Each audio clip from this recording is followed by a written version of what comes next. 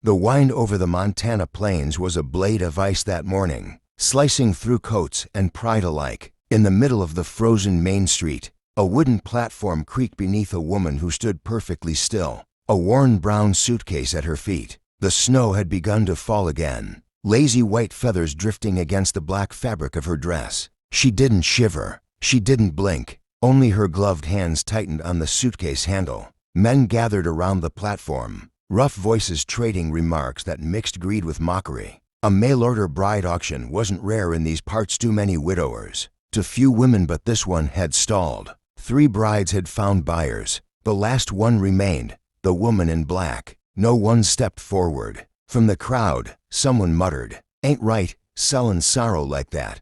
Another spat in the snow. "Look at her, won't even lift her veil." At the edge of the crowd, a tall man watched in silence. His name was Gideon Rourke, owner of the Double R Ranch, the richest spread this side of the Bitterroot Range. He'd come to town for lumber contracts, not wives. Yet something about the stillness of that woman on the platform drew him like a storm pulls a hawk off course. The mayor called her name, a name that didn't seem to fit her. Clara Mayfield. She didn't look like a Clara.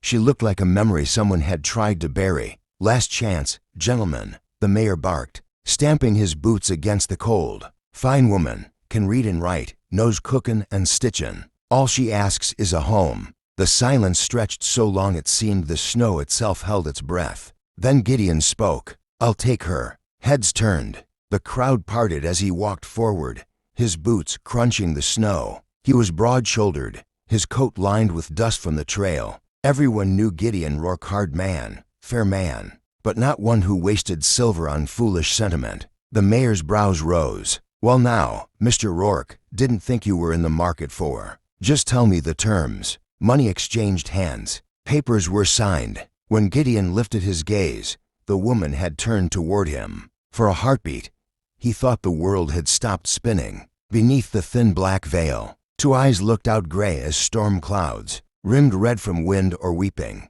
But it wasn't the eyes that froze him. It was what the veil barely concealed. A faint scar running from her temple to the corner of her mouth, pale against her otherwise flawless skin. Not grotesque, just human, marked by pain. Yet the way she stood, proud and unbending, made the scar seem like a badge carved by life itself. He removed his hat. "Ma'am." She inclined her head but didn't speak. Her voice came only when the mayor prompted her to accept. "Yes," she said softly. One word, but it trembled like a violin string plucked to hard. They left town before noon.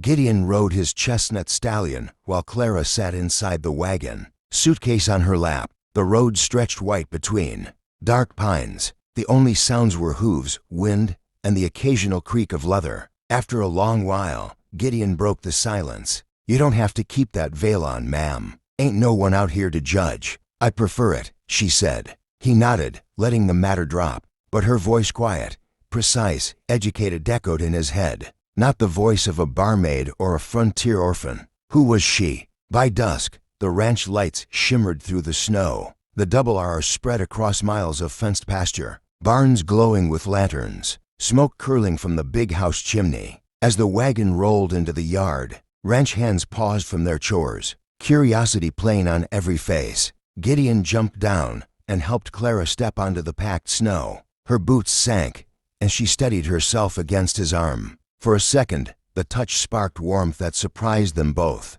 Inside, the house smelled of pine and fresh bread. An elderly housekeeper, Martha, hurried to greet them. "Mr. Rourke, you didn't say you were bringing company." Gideon cleared his throat. "Martha, this here is Miss Mayfield. She be stayin'." Martha's sharp eyes flicked from him to the veiled woman. "Stayin', is she?" Then she smiled gently. "Well, you poor frozen thing, come sit by the fire." Clara hesitated before stepping forward. She removed her gloves, and the firelight caught the faint shimmer of a wedding band, simple gold, newly placed.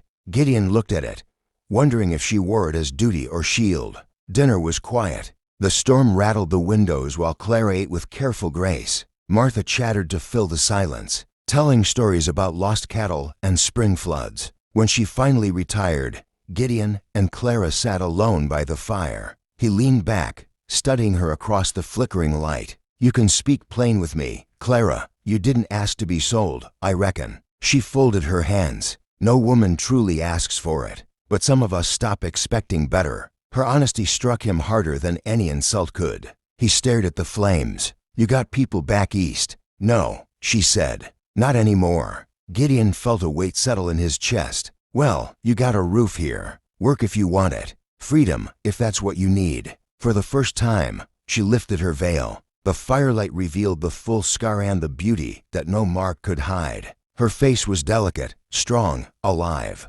"Freedom," she whispered. "I've almost forgotten the sound of that word." He met her gaze and didn't look away. "Then maybe you'll remember it here." Outside, the storm deepened, wrapping the ranch in white silence. Inside, two strangers sat across from each other, bound by paper but divided by pasts neither dared to name. Yet something fragile had sparked between them, something that felt dangerously close to hope. Morning came clear and brittle, the kind of cold that made fence wire sing when the sun struck it. Gideon Rourke was already outside before the first rooster called, feeding the horses, breaking ice from the water trough. He told himself he worked early because chores demanded it, but truth was, he wanted time to think before the woman inside his house woke. He'd bought a bride out of impulse, and now she sat by his fire, silent as a prayer he wasn't sure he should have spoken. When he came back inside, the scent of coffee drifted through the kitchen.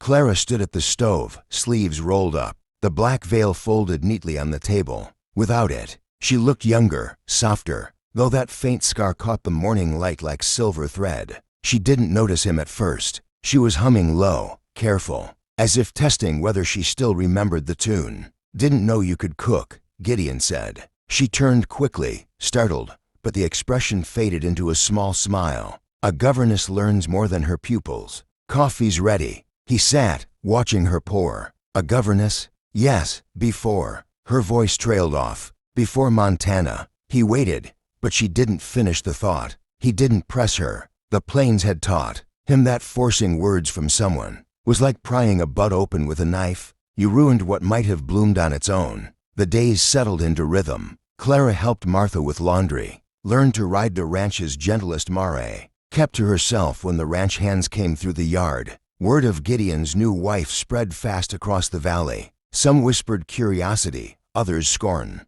Gideon ignored it, but he caught the glances when he rode into town. Why her? One afternoon, a rider approached while Gideon was mending a fence. It was Sheriff Danner, a stout man with too much gossip in his belly. "Heard you married a woman from the auction," the sheriff said, chewing on a toothpick. "Funny thing, that name Mayfield. There was a fire in Kansas, couple years back. Whole family gone, 'cept one daughter who disappeared soon after." Gideon's hammer paused mid-swing. "You sayin' that's her?" The sheriff shrugged. "Just stories. Thought you'd want to know." That night, Gideon found Clara on the porch, wrapped in a shawl, staring at the moon. "You ever live in Kansas?" he asked quietly. She stiffened. The silence between them deepened until he almost regretted asking. Then she said, "Yes, my father owned the Mayfield boarding house. There was a fire. People died because of me." He waited. "I was teaching the children by lamplight. I left the room for one moment, and..." Her voice broke. "They said I struck the match. They said I wanted revenge on a man who wronged me. I didn't.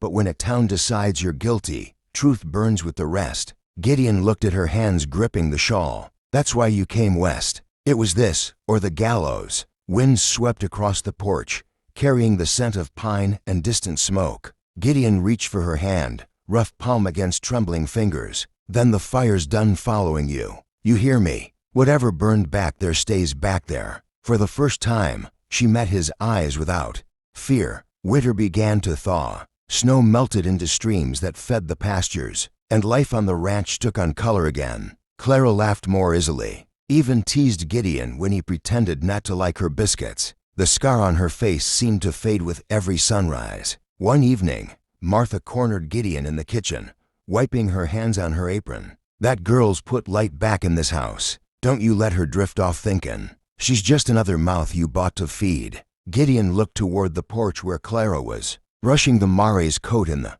golden dusk. "I reckon she knows," he said. But deep down, he wasn't sure. Spring storms rolled in hard, sudden ones that turned the sky black. During one of them, a stranger rode up to the gate, rain slicking his coat. Gideon went out to meet him. "I'm looking for a woman," the stranger said, removing his hat. His eyes were pale, sharp. "Name's Clara Mayfield. She left Kansas owing a debt." "Who's a skin?" Gideon's voice hardened. "Her husband," the man replied. Lightning cracked above them, white and merciless. Gideon didn't move. "She's my wife now." The man smiled thinly. "You might want to ask her about that." He left a letter and rode into the storm. Inside, Clara stood by the window, face pale as the lightning outside. "I knew he'd come," she whispered. "He wasn't my husband by law, but he claimed me anyway. I ran when he tried to sell me after the fire. He said if I ever spoke his name again,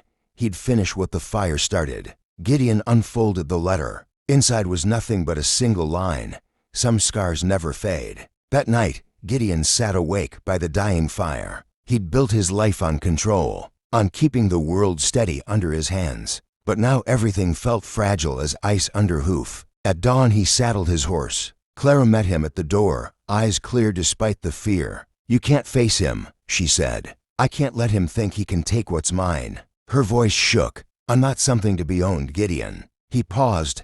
"No, you're someone I choose to stand beside." Outside, thunder rolled again, echoing over the hills. By noon, Gideon returned coat torn, a bruise blooming across his jaw, but alive. The stranger was gone for good, carried off by the storm or the miles beyond it. Clara ran to him, tears cutting clean lines down her soot-smudged face. "Why?" she whispered. "Why risk everything for me?" He took her face gently in his hands. "Because you were never the bride no one wanted. You were just waiting for someone to see you." The storm broke, leaving sunlight across the wet fields. Gideon and Clara stood together on the porch, watching the clouds drift away like ghosts finally laid to rest. From that day forward, when folks spoke of the Double R Ranch, they said the snow there melted early each spring as if the land itself had remembered how to be warm again.